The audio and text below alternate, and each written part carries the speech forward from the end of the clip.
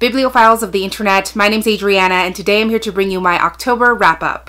As you may know, I spent all of October reading Own Voices Latinx books to celebrate the conclusion of Hispanic Heritage Month, and once again I found some unforgettable books. First up was Certain Dark Things by Silvia Moreno Garcia, who is solidifying herself as one of my favorite authors. This is an Own Voices paranormal story about gang wars and Mexican vampires. It starts with a boy named Domingo, a lonely garbage collector who finds himself propositioned by an ancient Aztec vampire named At, who offers to pay him in exchange for his blood. But he definitely gets more involved with her than he planned, as the two of them get caught up in her desperate attempt to flee a rival narco-vampire gang who are in pursuit. And there's also a cop named Ana who wanders right into the crossfire between these two rival gangs. This story really delivered and met all of my expectations. There's action, there's shootouts, there's gore, there's a distinct presence of powerful and unique mythology. This is Mexican vampire noir with rival gangs, and you get all of those elements. Another unique part of this story is that it's so steeped in history and a sense of place. The author weaves in all these historical facts and nuances while still building a grungy, futuristic Mexico that makes everything feel so realistic.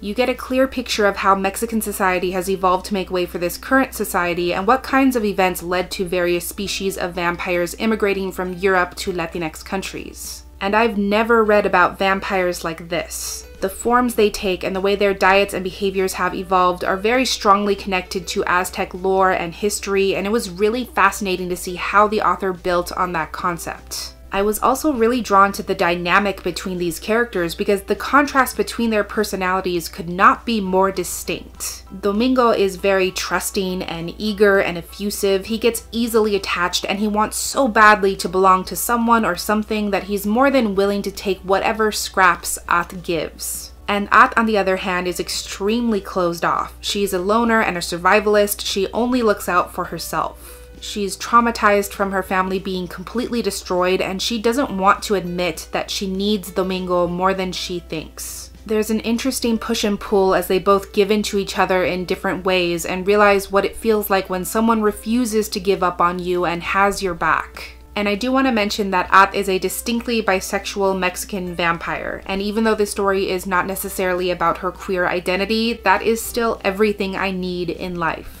This was a satisfyingly dark and twisted vampire thriller with unique lore and mythos, and I really enjoyed it. I gave it 4 stars. Then I read issue number 4 of Dodge City by Josh Trujillo and Kara McGee. This is an all-ages sports comic with a Latinx protagonist named Tomas, who is the newest member of the Jazz Pandas, a lowly dodgeball team who are the worst-ranked team by far, but who are still fighting to make it to the top. When their leader abruptly hands her captainship over to Tomas in the middle of a tournament, Tomas has to do everything he can to rally his ragtag team and prove that they can still cause a major upset. As I always say, this has a huge, organically diverse cast. A Latinx protagonist, characters who only speak Spanish, queer girls who show affection on the page, a fat, deaf, queer character, a bunch of characters of color. It has everything you want. I really like that this comic is so focused on the dodgeball tournament itself because you have a really great balance of drama on and off the court. It's very clear what's at stake for these characters. This particular issue was kind of wrapped up with a bow because the comic is in that place where it could be picked up for more issues, but just in case it isn't, you want a tidy ending for this arc. So I understood why that was, but it did feel a little too neat. But this was still delightful and vibrant as heck, and I still recommend it so much. I gave this issue 4 stars. After that, I listened to Pablo Cartaya's newest book, Marcus Vega Doesn't Speak Spanish, read by the author himself. This is Own Voices middle grade about Marcus, who's really big and tall for his age, which often makes people assume that he's a bad kid, and at school he's seen as both a target and a threat. After Marcus is accused of fighting at school, his mom decides to use their spring break to regroup and take him and his brother to Puerto Rico, where Marcus begins an obsessive search for his absent father, and in the process learns a lot about his culture, his family, and himself. Also, it's worth noting that Marcus's brother Charlie has Down syndrome, and while I can't speak to the accuracy or authenticity of that portrayal, there is a really strong relationship between these brothers, and I thought that was great. First of all, I really have to talk about Pablo Cartaya's performance narrating this audiobook because he emotes so clearly and he is so expressive. You feel it when his characters are laughing, when they're anxious, when they're upset, when they're confused, when they're joyous. The emotions are so genuine and so distinct. And I love that so much of this story is set in Puerto Rico because there are portions where the family members Marcus is meeting for the first time are just speaking in untranslated Spanish, and it's just so good to hear that. It's so familiar and so right. And for people who understand Spanish or who grew up hearing Spanish in their household, I can't really express how it feels to have something that's just for us. But it also creates an interesting effect in the story because the audience might understand what's being said, but Marcus and Charlie don't, so that creates a kind of disconnect. And it's interesting to see how those characters then evolve to bridge that gap and reclaim a part of themselves. I feel like that's what this story is about, claiming ownership over parts of yourself you didn't even know existed, and how liberating that feels. But more importantly, I think Marcus realizes that you can't go looking for validation or acceptance from people who don't understand or value your personhood. Some gaps are just too wide to bridge. Anyways, I love this and I cannot wait to see what Pablo Cartaya writes next. I gave this 4 stars. Then I read and listened to one of the best books of my life, Her Body and Other Parties by Carmen Maria Machado, read by Amy Landon. There's like no good way to summarize a short story collection, but this is an Own Voices queer collection that explicitly centers female characters and queerness throughout. There's a story about a woman whose husband spends his life trying to get her to untie a mysterious ribbon around her neck. There's a woman who discovers that souls are stitched into a mall store's prom dresses. There's a story where the author reimagines every episode of Law & Order SVU with a super dark paranormal twist. This collection, I feel, is really about the macro and micro violences committed against women, not just the broad strokes of abuse, assault, rape, or other bodily harms, but the quieter, commonplace violences that are imparted on women on a day-to-day basis. It's about how women eventually negotiate away their control, their right to privacy, their self-image, their understanding of self, just to feed the monstrous expectations of men and/or society at large. It's viewed as the norm and as commonplace. Women are expected to sacrifice in so many different ways. I think what's so unsettling about this collection is that in every story, the author perfectly captures a sense of normalcy, except for that one thing that is so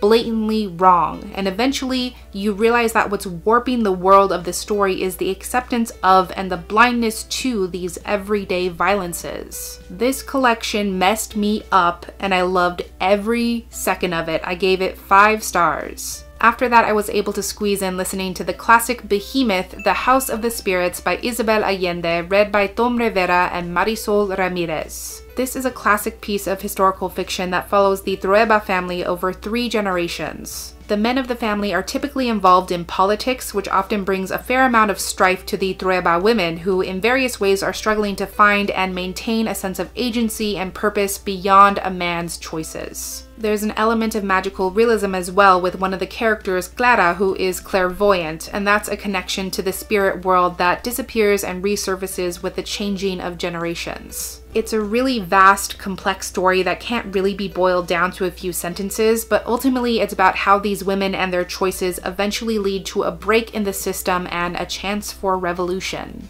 I really enjoy these lengthy, multi-generational family sagas because that structure and that time you spend with each of the characters really makes them feel whole and complex. If we could only see this family from one perspective, it would be so easy to make assumptions about the other characters and just let your mind fill in the blanks. But when you get to live with each character for a portion of the book, it's harder to try and fit them in a box. These women are bold, resilient, resourceful, and they don't sit back and let a man's choices or a man's relation to them dictate their lives. You see that rebellion again and again through each generation in different ways. This was written beautifully, but I do have to mention that not everything has aged well. Specifically, there were some invocations of slurs and really distasteful portrayals of Native peoples that are not great. I mean, obviously there's also misogyny and sexism and assault and rape, but those things are challenged by these rebellious women, and since these other details did not apply to the main cast, they were not challenged once. The portrayal of Native people as disgusting and untrustworthy deviant thieves was especially hard to stomach, so I did want to point that out. But overall, I was pleasantly surprised by how immersive and engaging the story was despite its scope and its length, and I gave it 4 stars. My poetry collection for October was Anybody by Ari Banayas. I do want to clarify that I messed up here because for some reason I was convinced that I was going to read Jessica Salgado's new poetry collection, Tesoro, and then I realized it wouldn't be out until November 1st. So that plan was not gonna work. So when I finally realized towards the end of the month, all I could do was go with the collection I already had, which was Anybody. And Ari Banayas is decidedly not Latinx, but he is trans, so at least I got to continue my project of reading marginalized poets. My favorite thing about this collection is that it completely lacks pretense. Ari Banayas is honest and blunt, and he just says things without trying to capitalize on their adjacent profoundness. Like in the very beginning, the speaker's like, I don't know why, but the thing I have the most of in my apartment is plastic grocery bags. And that creates a sense of accessibility because you can immediately relate or want to relate. I think there's something to be said about that simplicity and the easy, relatable way the speaker just lays themselves bare, because that gives the illusion that these poems are bigger than their original scope. So it was funny and relatable at times, serious at other times, and there's an exploration of universality in relation to queerness. What else could I want? I gave this collection 4.5 stars. And the last thing I read in October was Blanca y Roja, Anna Marie McLemore's incredible new release. This is an Own Voices fairy tale retelling with Anna Marie McLemore's trademark touch of magical realism. It reimagines the story of Snow White and Rose Red, blending together some elements of Swan Lake and other classic tales. It's about these two sisters, Blanca and Roja, and how their entire lives they've been pitted against each other and compared to each other because of a family curse. They know from generations past that eventually one of them will turn into a swan, but they don't know which one it'll be until it happens. So there's a feeling of desperation as both girls feel like they're running out of time, and they're caught between trying to prove themselves worthy of their own humanity and the desire to do anything to protect the person they love most. It's also worth noting that these characters have 2 incredibly fleshed out love interests, one of whom is partially blind and the other who is non-binary and gender non-conforming, and the care with which these characters are written is a gift. I should also mention some mild triggers for abuse and physical trauma, so do be aware of that. Once again, I found myself moved in a very profound way by what Anna Marie McLemore has accomplished in this book. You really see how culturally women are conditioned to see each other as competition when so much more power could be derived from working as a unit. In some ways, Blanca and Roja play into that expectation, and they also subvert it, and the push and pull of that shifting dynamic is where the tension stems from in this narrative. And in many ways, all of Anna Marie McLemore's books challenge this idea that expectations and limitations are a predetermined fate. In this case, there's a definitive curse looming over the characters, and in many ways they feel like they've been marked for a certain outcome, and they are trying so hard to fight against that. And once the characters realize that there is power in choosing for yourself, no matter what that choice is, that is the disruption of the cycle that they so desperately need if they are to alter their fate. There's a lot to unpack here, and there's so much that was executed brilliantly, but I love this, and I gave it 4.5 stars. So those are all the books I read in the month of October. If you've read any of them yourself, or if you would like to read them in the future, I would love to know your thoughts. But that's everything I have for this wrap up today. Thank you so much for watching this video. I really hope that you enjoyed it, and I'll catch you on the flip side of the page.